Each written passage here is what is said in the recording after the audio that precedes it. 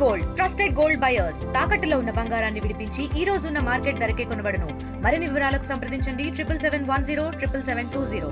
ఉత్తరాంధ్ర దక్షిణ ఒరిస్సాని ఆనుకొని ఉన్న బంగాళాఖాతం అంటే పశ్చిమ మధ్య బంగాళాఖాతం నైరుతి బంగాళాఖాతాలు ఆనుకొని ఒక ఆవర్తనం ఏర్పడింది. ఇది భూ ఉపరితలానికి 5.8 నుంచి 5.8 to 7.6 kilometre above mean sea level ఆవరించి ఉంది.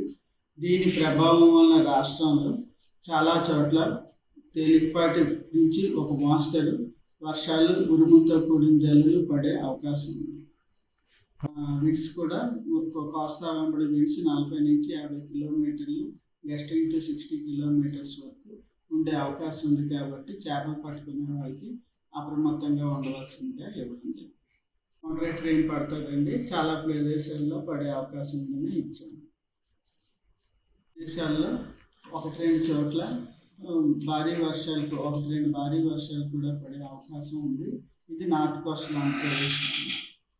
ఉత్తరాంధ్ర దక్షిణ ఒరిస్సాని ఆనుకొని ఉన్న బంగాళాఖాతం అంటే పశ్చిమ మధ్య బంగాళాఖాతం నైరుతి బంగాళాఖాతాలు ఆనుకొని ఒక ఆవర్తనం ఏర్పడింది. ఇది భూ ఉపరితలానికి 5.8 నుంచి 5.8 to 7.6 kilometre above mean sea level ఆవరించి ఉంది.